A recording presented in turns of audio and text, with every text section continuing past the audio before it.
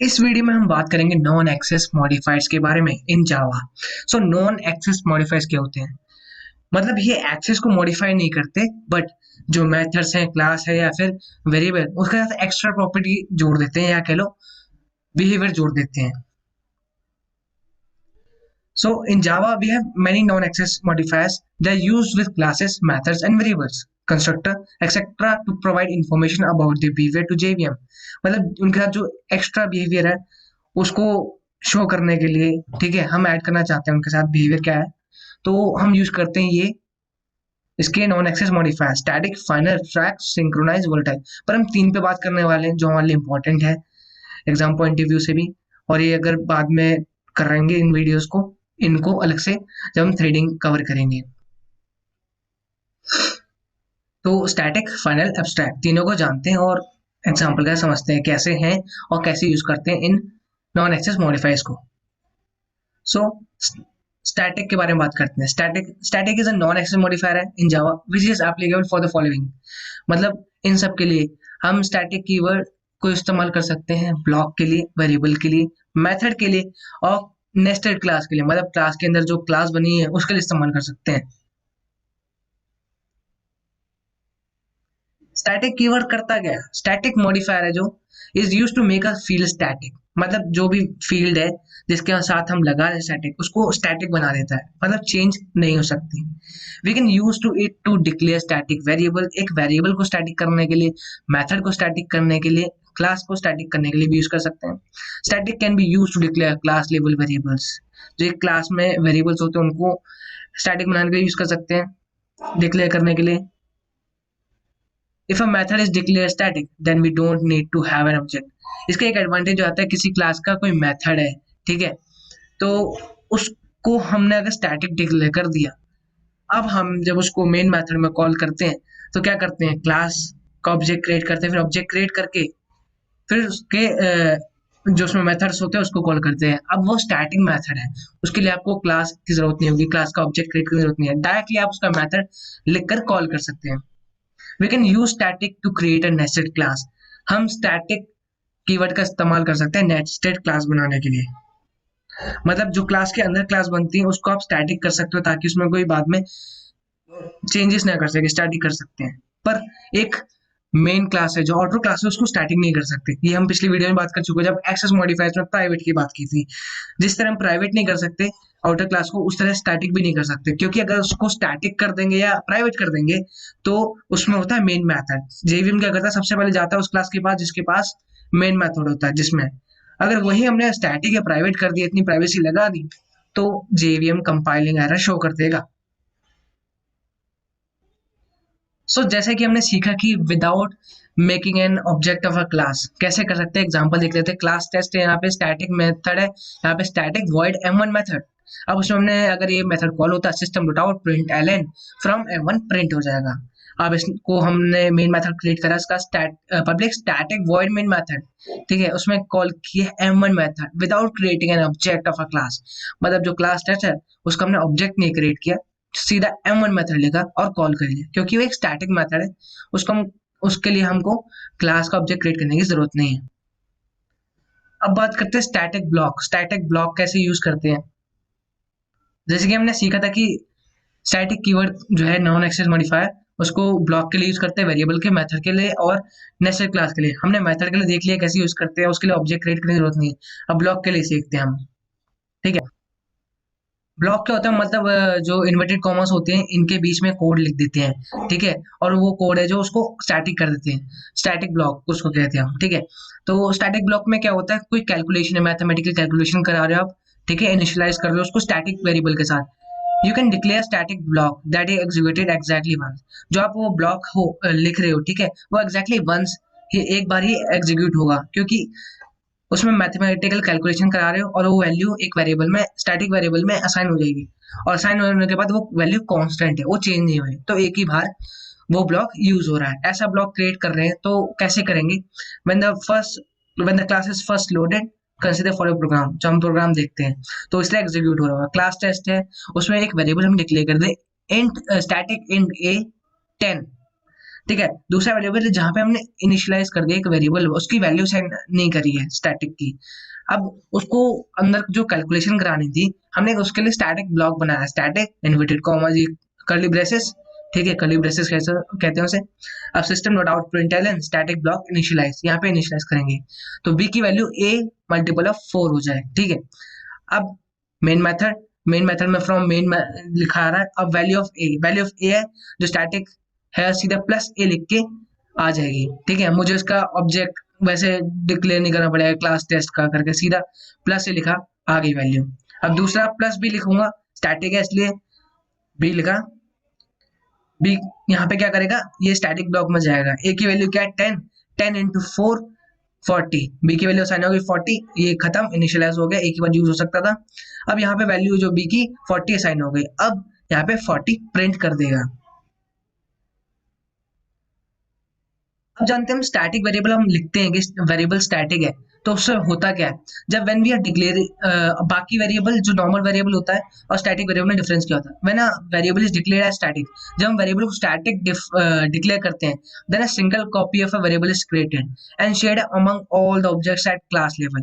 मतलब जैसे एक क्लास में आपने ऑब्जेक्ट बनाया, ठीक है, एक वेरिएबल का, आप उसको यूज करते हो, ठीक है। अब उसकी वैल्यू असाइन कर दी आपने और फिर प्रिंट करा दी। अब उसी क्लास के ऑब्जेक्ट का वेरिएबल का उसी क्लास के वेरिएबल का आप दोबारा ऑब्जेक्ट बना रहे हो, ठीक है, मेन मेथड में, तो वहां पे आप अलग वैल्यू असाइन कर रहे हो, तो अलग अलग कॉपी बन रही है। पर यहाँ पे अगर स्टैटिक कीवर्ड है उस वेरिएबल के साथ, ठीक है, स्टैटिक कीवर्ड है, तो फिर आप उसकी एक ही कॉपी बनती है। आप उसके लिए कितने भी ऑब्जेक्ट बनाओगे ना, या फिर नहीं डायरेक्ट भी कॉल कर सकते हो, अगर बनाते भी हो तो सेम ही कॉपी वहां पर एग्जीक्यूट हो रही होगी, सेम प्रिंट आ रहा होगा। तो इसलिए कहते हैं कि then a single copy of a variable is created and shared among all objects at class level. Static variables are essentially global variables, all instances of a class share the same static variable, मतलब same static variable को ही share कर रहे होते हैं। अब यहाँ पे इंपॉर्टेंट पॉइंट्स होते हैं स्टैटिक वेरिएबल के बारे में। We can create static variable at class level only, मतलब अगर हमें स्टैटिक वेरिएबल डिक्लेयर करना है तो किसी क्लास में ही करना पड़ेगा, क्लास के बाहर नहीं कर सकते, ठीक है, क्योंकि ये क्लास एंड ऑब्जेक्ट बहुत मेन है, सब कुछ क्लास एंड ऑब्जेक्ट के ऊपर बेस्ड है। उस कॉन्सेप्ट जो भी हम डिक्लेयर करते हैं वेरिएबल मेथड सब क्लास के अंदर ही होता है। सी में क्या होता था, बाहर भी कर देते, क्लास में जरूरी नहीं है, पर इसमें सब क्लास में होना चाहिए। ऐसे ही see we can create static variable in class level only. Static block and static variables are executed in order they are present, मतलब जिस ऑर्डर में प्रिंट है एक स्टैटिक वेरिएबल और मेथड, वो उसी ऑर्डर में प्रिंट होते हैं। तो एक बार प्रोग्राम देखते हैं क्या कर रहा है। तो यहाँ हम प्रोग्राम देख रहे हैं, क्लास बनी है टेस्ट, उसमें स्टैटिक इंट ए मेथड एक वेरिएबल डिक्लेयर करा जिसमें वैल्यू असाइन हो रही है m1 मेथड की, ठीक है। अब नीचे एक स्टैटिक ब्लॉक बना दिया, सिस्टम डॉट आउट प्रिंटलन, यहाँ पे एक लाइन प्रिंट करा रहे हैं। अब नीचे मैंने static int m1 method declare करा और उसके अंदर का जो है कोड वोड लिखा कि क्या होगा इसके अंदर, ठीक है, डिक्लेयर किया system dot out println from m1, जब ये m1 मेथड कॉल हो तो रिटर्न करे 20। अब होता क्या है प्रोग्राम में, जैसे कहा यहाँ पे line, static block and static variable executed in order they are present, जिस ऑर्डर में प्रेजेंट है उसी ऑर्डर में ही प्रिंट होते हैं, ठीक है। तो ऑर्डर पहले ये, उसके बाद ये, फिर ये है, तो प्रिंट भी देखते हैं। Public static void main method है, ठीक है, system dot out print ln, value of A क्या है, ये प्रिंट करानी है। So A equals to m1 method, m1 method, m1 method में क्या है, फ्रॉम m1, ठीक है, ये प्रिंट कर दिया इसने। इनसाइड द स्टैटिक ब्लॉक का प्रिंट किया, ये प्रिंट करा दिया फ्रॉम m1। अब उसके बाद स्टैटिक ब्लॉक गया ये, तो प्रिंट कर दिया इनसाइड स्टैटिक ब्लॉक। अब ये मेथड खत्म होने से पहले इसने जब ये कॉल हुआ ए की वैल्यू फिर प्रिंट करी है 20, value of A equals to 20, ठीक है। और फिर फ्रॉम मेन, तो समझ में आ गया होगा कैसे ऑर्डर में होता है, जिस तरह ऑर्डर में दिया है उसी तरह प्रिंट हो रहा है स्टैटिक और वेरिएबल, स्टैटिक ब्लॉक और वेरिएबल। हमने स्टैटिक मेथड के बारे में जान ही लिया है, उसका ऑब्जेक्ट के क्रिएट करे बिना ही हम स्टैटिक मेथड को कॉल कर सकते हैं, ठीक है, उस मेथड का नाम लेके सीधा।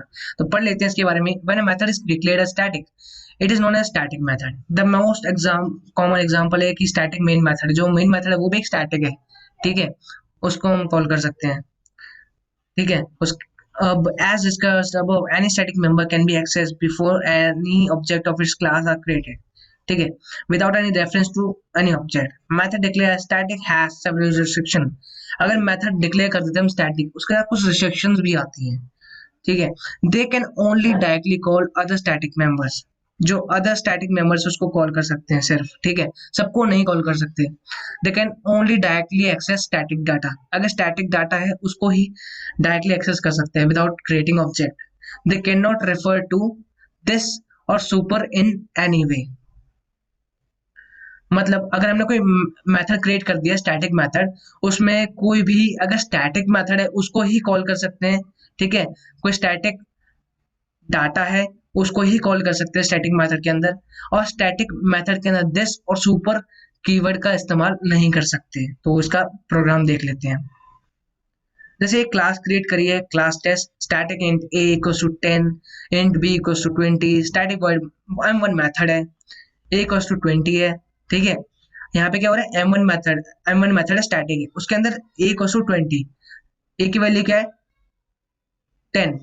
यहाँ पे मैं क्या कर रहा हूँ 20 प्रिंट कराने की कोशिश कर रहा हूँ. होगी नहीं क्योंकि स्टैटिक कर रखी है वैसे भी. ठीक है, तो वैल्यू वही प्रिंट करेगा, एक कॉपी बनेगी पर. ठीक है, पर हो जाएगी, डिक्लेयर हो सकती है, एरर शो नहीं करेगा. कैन नॉट, अब यहाँ पे बी है इक्वल टू 10 मैं कर रहा हूँ. बी क्या एक नॉन स्टैटिक वेरिएबल है, तो यहाँ एक नॉन स्टैटिक नहीं डिक्लेयर कर सकता मैं. Can not make a static reference to the non static field. मतलब एक स्टैटिक मेथड के अंदर नॉन स्टैटिक फील्ड नहीं डिक्लेयर कर सकता मैं. ऐसे ही m2 मेथड है जो कि एक नॉन स्टैटिक है. ठीक है, यहाँ पे मैं क्या कर रहा हूँ m2 की डिक्लेयर कर रहा हूँ और जो कि वैलिड नहीं है, एक एरर शो कर देगा. Can not make a static reference to the non static method m2 from the type test compilation error. Can not use super in a static contest.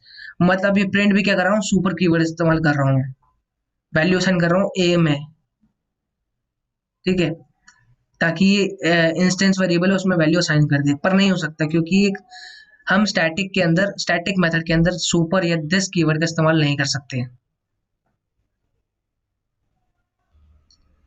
अब बात आती है यार करना कब कब है. When to use static variables and methods. Use static variables for the property that is common to all objects. मतलब स्टैटिक वेरिएबल वहां यूज करो जो प्रॉपर्टी कॉमन है ऑल ऑब्जेक्ट्स के साथ. जैसे एग्जांपल की क्लास स्टूडेंट्स है, ऑल स्टूडेंट्स है the same college name use कर रहे हैं. Use static methods for changing the static variables. Static method use करो कि चेंज करने के लिए स्टैटिक वेरिएबल्स को. नीचे का प्रोग्राम देखते हैं, इन्होंने ये बोला, देखते हैं कैसे. जैसे क्लास है स्टूडेंट, स्ट्रिंग नेम है int roll number, static string college name, string college name. ठीक है, स्टैटिक है, मतलब कॉलेज नेम तो सारे स्टूडेंट का सेम है, तो स्ट्रिंग यहाँ पे स्टैटिक यूज कर दिया ताकि बार बार अगर ना चेंज हो, एकदम कॉन्स्टेंट है. String static string college name सबका ही सेम है, एक ही स्टूडेंट एक ही स्कूल की बात हो रही है या कॉलेज की बात हो रही है. अब static int counter equals to 0, static counter set to unique roll number 0. मतलब स्टैटिक इंट काउंटर वैल्यू 0 है, मतलब स्टार्टिंग 0 से ही होगी. अब मेन मेथड बनाया इसका पब्लिक स्टूडेंट, जिसमें स्ट्रिंग नेम पास किया, this dot name equals to name, name pass हो गया स्ट्रिंग में. This dot roll number set roll number method. ठीक है, इस तरह कॉल कर दिया. अब getting unique roll number through static variable counter. Static and set roll number, सबका रोल नंबर सेट करना है.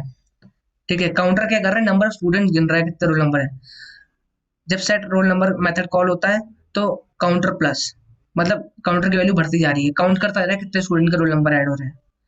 काउंटर प्लस प्लस हो रहा है तो 0 का 1 हो जाएगा यहाँ पे, return counter. Static void set college name equals to जो भी है. जैसे दिल्ली यूनिवर्सिटी है वो आ जाएगा, सबका तो सेम ही है तो यहाँ पे सेम कर देगा. Void set student info, system dot out println name this dot name. Name क्या है, दिस डॉट नेम. नेम क्या प्रिंट करा है, शक्तिमान डालो या भूषण जो भी है. नेम रोल नंबर जैसे काउंट में है 2. System dot out println college name Delhi university, इस तरह. अब ये ड्राइवर क्लास है, पब्लिक क्लास स्टैटिक डेमो, मतलब जिसमें मेन मेथड कॉल हुआ. अब student dot set college name X Y date set करा, स्टूडेंट S1 एक ऑब्जेक्ट क्रिएट करा new student Alice. Student S2 new student Bob, S1 dot get student info, S2 dot get info. अब call क्या हुआ, पहले main method पे गया, जो नेम वाला मेथड था उस पे name Alice, roll number zero sine किया था हमने, स्टैटिक था। जब रोल नंबर मेथड कॉल हुआ तो प्लस प्लस हो गया, रोल नंबर उसको मिल गया 1। अब कॉलेज नेम XYZ, ठीक है, स्टैटिक बना दिया था हमने कॉल करके XYZ। नेम दूसरा स्टूडेंट जिसका ऑब्जेक्ट बनाया था जो बॉब, रोल नंबर फिर से कॉल हुआ, दूसरे लिस्ट में गया, दोबारा रोल नंबर मेथड कॉल हुआ तो प्लस प्लस हो गया, 2 रोल नंबर मिल गया बॉब को। College name XYZ।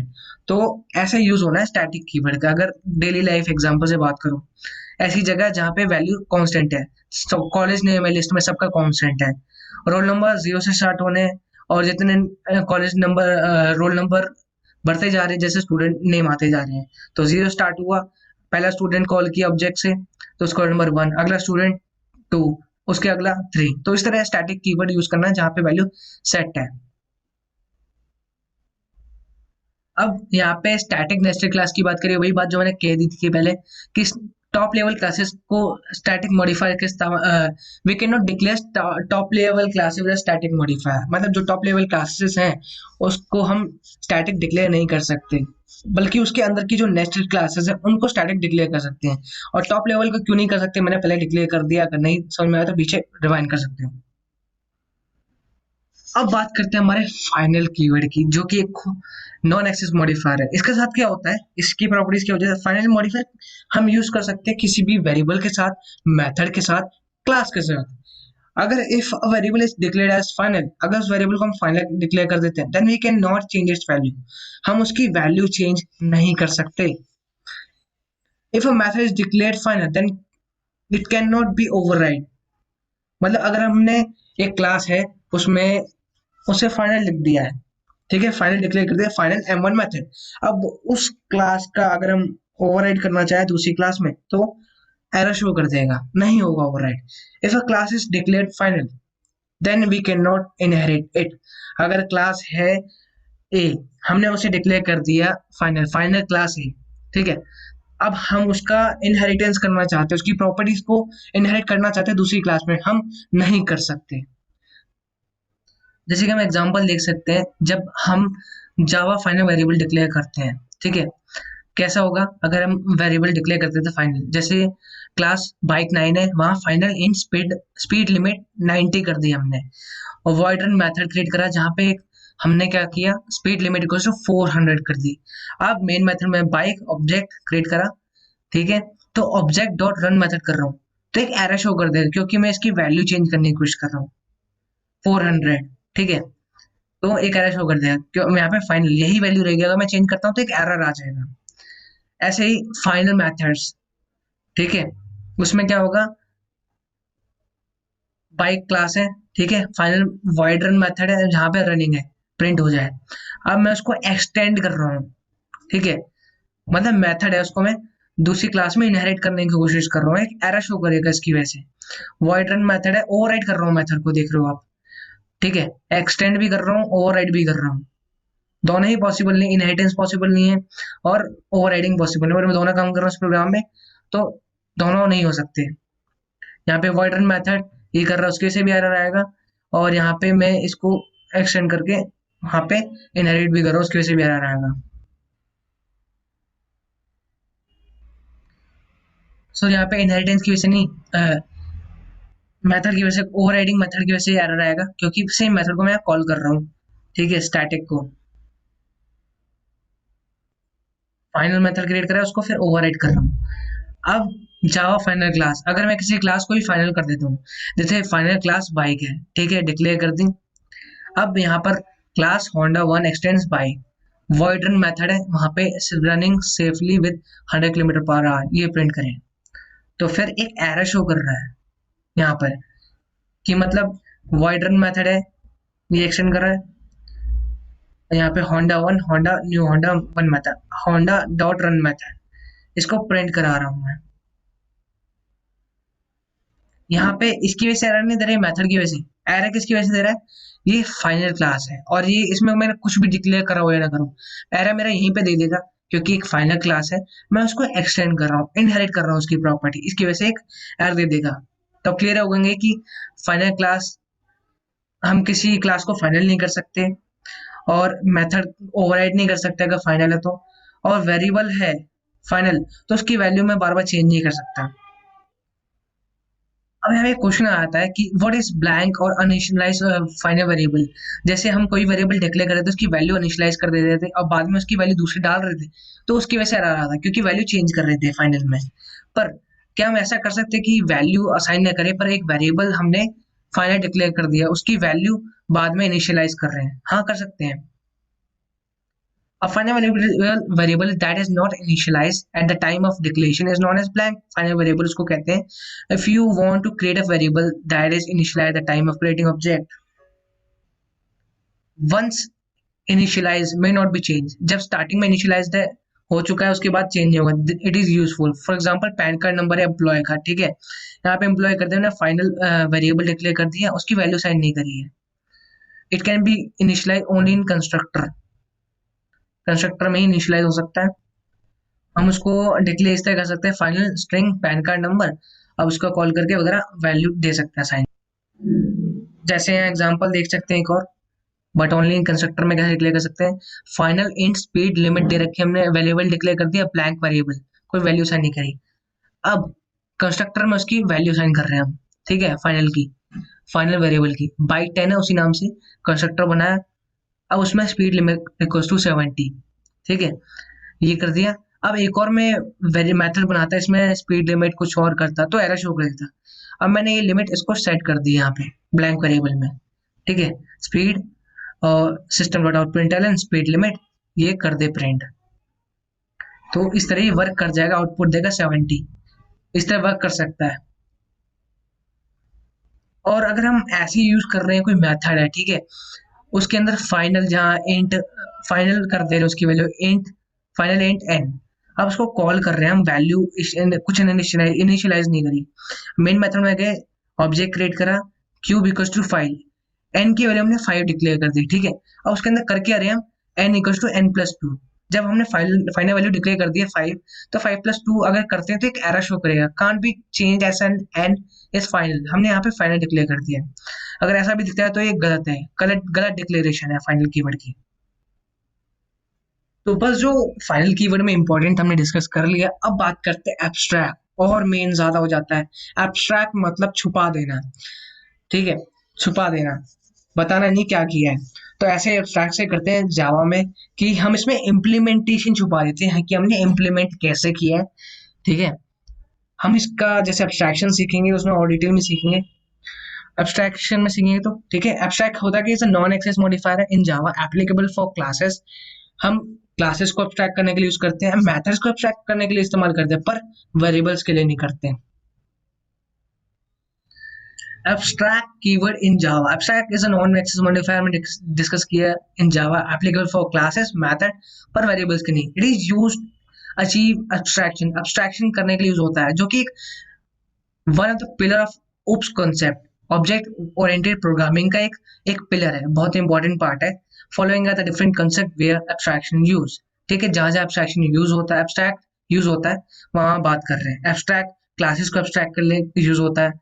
The class which is having a partial implementation, जिसमें implementation हो रखी हो, ठीक है. Not all the method present in the class have method definition. अब किसी क्लास को एब्स्ट्रैक्ट डिक्लेयर करना है तो कैसे करते हैं, एब्स्ट्रैक्ट फिर उसका क्लास और उसका नेम, इस तरह डिक्लेयर करते हैं. ये कुछ रूल है एब्स्ट्रैक्ट मेथड्स के, ठीक है. Any class that contain one और मोर एब्स्ट्रैक्ट मेथड, कोई क्लासेस में एक से ज्यादा abstract method must all be declared abstract. अगर क्लासेस में एक भी एब्स्ट्रैक्ट मेथड है, ठीक है, तो वो क्लास एब्स्ट्रैक्ट आपको डिक्लेयर करनी होगी, ठीक है. द फॉलोइंग इलीगल कॉम्बिनेशंस है of other modifier for method with the respect to abstract keyword. मतलब फाइनल के साथ एब्स्ट्रैक्ट नहीं यूज कर सकते, एब्स्ट्रैक्टिव नेटिव ये सब यूज नहीं कर सकते, इलीगल कॉम्बिनेशन है, एरर शो करेगा, ठीक है. एक प्रोग्राम देखते हैं जिससे हम मेथड्स के लिए और क्लासेस के लिए एब्स्ट्रैक्ट कैसे यूज कर सकते हैं, क्लियर हो जाएगा. एब्स्ट्रैक्ट क्लास विद जावा, एक क्लास हमने एक्सट्रैक्ट करी है, ठीक है, वहां पे एक method abstract with method, it has no body. जब भी हम करते क्या है क्लास में, एब्स्ट्रैक्ट क्लासेस में डिक्लेयर करते हैं मेथड जो हम एब्स्ट्रैक्ट करना चाह रहे हैं, उसका इम्प्लीमेंट क्या कर रहा है अंदर वो नहीं शो करते, उनकी सब क्लास में कर रहे होते हैं, ठीक है। अगर कोई मेथड है तो ठीक है, जैसे मेथड एब्स्ट्रैक्ट वॉइड मेथड, हमने डिक्लेयर किया कोई मेथड बस। अब concrete method are still allowed in abstract classes, जो नॉर्मल मेथड है, ठीक है, वॉइड M2, वो हम नॉर्मली डिक्लेयर कर सकते हैं और उनकी बॉडी भी अंदर लिख सकते हैं, पर जो एब्स्ट्रैक्ट मेथड है उनकी बॉडी नहीं लिखते, बस डिक्लेयर करते हैं कि ये मेथड है और उनको एंड करते हैं ये इन्वर्टेड कॉमर्स के साथ, सेमी कॉलम, ठीक है, उसके साथ सेमी कॉलम के साथ एंड करते हैं, पर यहाँ पे उसकी बॉडी भी लिखते हैं पूरी, जो नॉर्मल मेथड्स होते हैं। ऐसे ही हमने बनाई एक्सटेंड करके, करते क्या, अभी प्रॉपर्टीज लिखी, कॉन्क्रीट क्लास बी बनाई, एक्सटेंड कर रही है मतलब जो भी हमने लिखा क्लास ए में, जो एब्स्ट्रैक्ट क्लास थी वो इनहेरिट कर रही है क्लास बी में। Class B must override M1 method, जो M1 मेथड है उसको ओवरराइड भी कर सकती है, जैसे ओवरराइड करा है यहाँ पे, ठीक है, system dot out print ln B implementation of M2, ठीक है, यहाँ पे ओवरराइड कर रहा होता है, जो डिक्लेरेशन करा है एब्स्ट्रैक्ट मेथड ओवरराइड किया, अब उसकी यहाँ पे हम बॉडी डिक्लेयर करते हैं, ये डिक्लेयर कर दिया उसकी इनहेरिटेड क्लास में। अब हम उसको कॉल करते हैं पब्लिक क्लास एब्स्ट्रैक्ट डेमो, एक और क्लास बनाई जो कि पब्लिक होगी, जहां जेवीएम वर्क करता है। सबसे पहले हम public static void main method B, B equal to new B method, हमने जो क्लास बी है वहां उसका डिक्लेरेशन किया, उसका ऑब्जेक्ट क्रिएट करा, अब उस क्लास के थ्रू हमने M1 मेथड कॉल किया, M1 मेथड जिसका डिक्लेरेशन कहाँ करा हमने क्लास ए में, एब्स्ट्रैक्ट है जो मेथड, ठीक है, वो कॉल किया, M2 मेथड वो कॉल किया, जो कौन सी क्लास का है, ए क्लास का, ठीक है। तो आपको इससे ये चीज समझने वाली है कि अगर हमें जो अगर एब्स्ट्रैक्ट क्लास में जो मेथड्स हैं उनका हम ऑब्जेक्ट नहीं क्रिएट कर सकते डायरेक्टली क्लास ए के थ्रू, अगर हमें इनको एक्सेस करना है एब्स्ट्रैक्ट क्लास को और उनके मेथड्स को, ठीक है, तो हम उसके थ्रू नहीं कर सकते, उसकी सब क्लास के थ्रू करते हैं, सब क्लास का रेफरेंस लेके ऑब्जेक्ट क्रिएट करते हैं, फिर उनके ऑब्जेक्ट क्रिएट करके उनके मेथड्स को एक्सेस करते हैं, तो इस तरह यूज करते हैं एब्स्ट्रैक्ट को। एब्स्ट्रैक्ट मतलब छुपाना, जो हम छुपाना चाहते हैं। तो बस यही है और इम्पोर्टेंट भी है स्टैटिक फाइनल एब्स्ट्रैक्ट, ठीक है। तो एब्स्ट्रैक्ट के बारे में तो हम और डिटेल में फिर से बात करेंगे जब हम एब्स्ट्रैक्शन का टॉपिक पढ़ेंगे ओप्स में। और यही थी हमारे 3 इंपॉर्टेंट नॉन एक्सेस मॉडिफायर जो हमने अच्छी तरह सीखे हैं। तो मिलते हैं अगली वीडियो में और जानते हैं ओप्स के बारे में और कॉन्सेप्ट क्लियर करते हैं।